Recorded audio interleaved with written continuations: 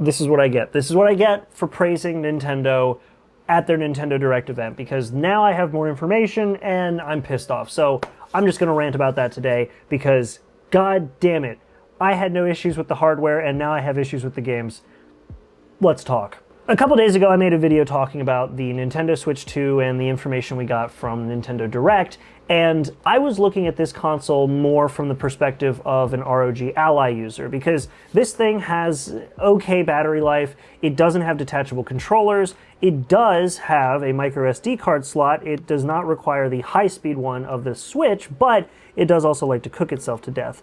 This does not come with a dock. It does have a 1080p 120Hz display, though it is not HDR, and it has one USB-C port instead of two. So, when I saw the price for the Nintendo Switch at $450, I figured, well, the ROG Ally without a lot of these features is $499 for the standard Z1 and $650 for the Z1 Extreme processor and graphics card. So, I didn't really have much of an issue with the price, and overall I was pretty positive on the console. Then I discover that after praising Nintendo for making a single console that can do digital and physical and not making a digital-only console, they kind of decided to bend digital and physical game purchasers over a barrel anyway by increasing the price of digital games to $80 and then giving physical game purchasers a surcharge of $10, or rather an upcharge of $10, to wrap this $80 digital game in some plastic, some silicone, and some gold contacts. Like, I don't get it, because every time I see a modern AAA title that is $80, like the new Assassin's Creed that has literally infuriated all of Japan, when I see a game like that, it's almost always attached to greedy, not great game-making publishers or developers or a combination of the two.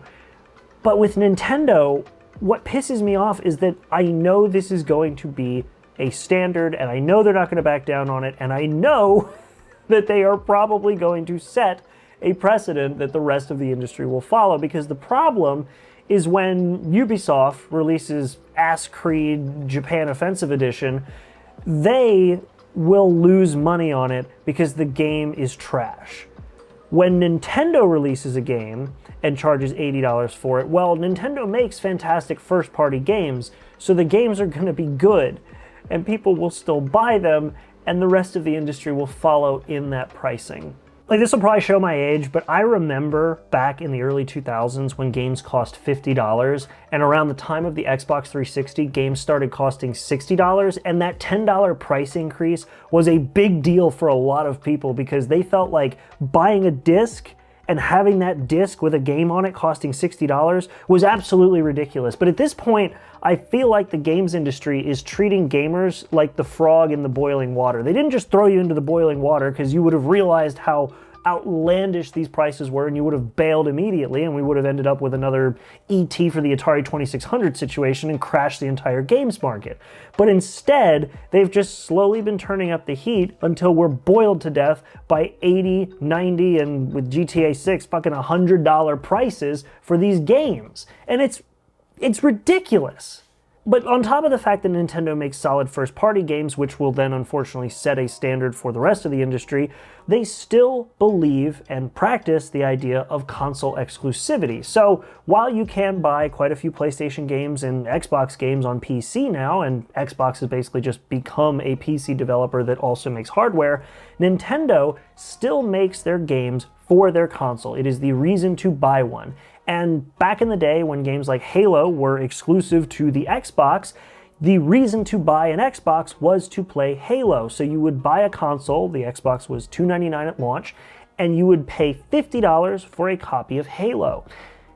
That didn't seem too unreasonable because your entire entry cost was $350. But now, if you want to play the new Dusk Bloods, whatever, weird name, if you want to play the new Dusk Bloods or any other games that are going to be coming out for this console, your overall cost for this is almost $600 because you're paying $90 for a physical cartridge, which is the way you should buy games so that way they can't be taken away from you later. and then you're paying $450 for the console. I didn't have a complaint about the console price, because if the games were reasonable, it's not that bad of a point of entry. But if you increase the price to $90, suddenly the cost of the console is much more important. You spent $350 in 2001 to get an Xbox and Halo. That was a lot of money in 2001, but you got a great gaming experience. You paid $300 once for the console, and now you can buy a bunch of $50 games, or even cheaper when they get used. I'm ranting at this point, but it pisses me off so much, and it's going to set a precedent in the gaming industry. I know it will, because not only are they going to be doing it, but of course you have GTA 6, who's going to be charging $100 for the standard edition, and people will keep buying them because consumers will consume, and that's how shit goes. For me personally, as somebody who only buys physical games on console, this price increase to $90 for these cartridges has made the Nintendo Switch something I was interested in into something that I'm not buying until I can buy the games I'm interested in and the console that I want used, because I'm not paying $450 only to then be bent over a barrel for an extra $90 for a game cartridge. You, Nintendo. Oh yeah, and then the last thing that really just set in stone the fact that I was not going to buy this console until it comes down in price or I can buy it used is the fact that even if I didn't buy any of the newer games, I had no interest in doing that, and I just wanted to buy the hardware, that doesn't matter, because if I wanted to buy that hardware to play my old games at a higher resolution, higher frame rate, whatever, I still gotta pay for that. Because I own physical copies of Breath of the Wild, Tears of the Kingdom, Super Mario Odyssey, a bunch of different games, and if I wanted to play those, Nintendo's going to charge me between $10 to $30 just to gain access to the Switch 2 edition of these games to play in a way that takes advantage of the newer hardware.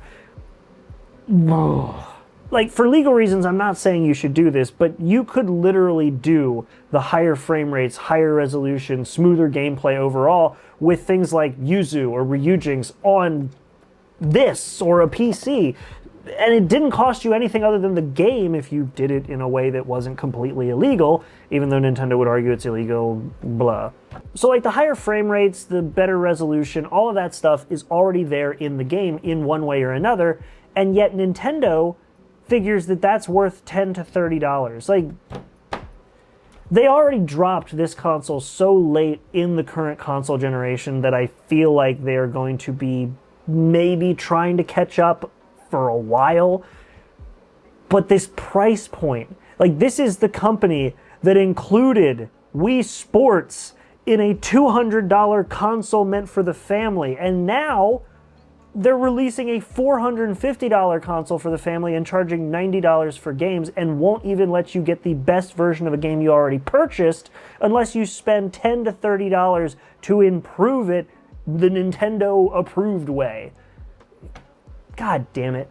And like, I don't want people to think that I hate the modern console generation. I already got a bit of that when I said that I went back to my Xbox One X and sold my Series X and PS5, because I had no interest in playing any of these modern titles, and the few modern titles I was interested in playing played just fine on the One X, and most of the time I just play them on PC anyway. So this is doing nothing to help in the argument that I do enjoy modern games, but there needs to be a balance between getting the developers to be paid properly, or whatever the reason that they're giving for increasing the price. There needs to be a balance between doing what the company says to help fund these games and not charging the gamer so much that they're going to end up not buying the game anyway. I don't know what that is.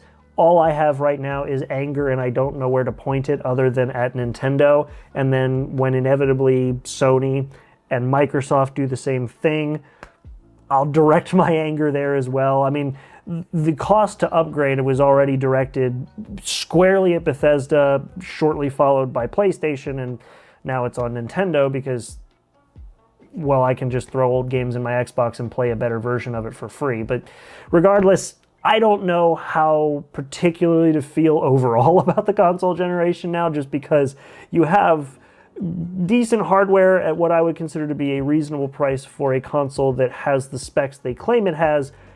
But then you also have games that are so overpriced, and a cost that is ridiculous for playing a better version of a game you already own. So let me know what you all think in the comments. This was very clearly just a rant video. I didn't script this. I just kind of went in circles until I pointed my anger where it needed to go and got out what I felt like I needed to get out. But yeah, let me know what you all think in the comments. Are you old enough to remember the $50 to $60 price increase, or the $30 to $40 price increase, which is really going to show my age? Let me know what you all think. And I'm sure years from now, when we're paying $300 for the latest GTA 7 in 30 years, this will be sort of just a funny footnote. But regardless, if you enjoyed this video, I don't rant all the time, but if you enjoyed it, leave a like. And if you want to see more content, maybe not like this, but I have a whole new thing I'm going to be making a video on at some point. Make sure to get subscribed so you don't miss that. And aside from that, I look forward to reading your comments, and I look forward to seeing you all in the next video. Make sure to be there, and have a good one.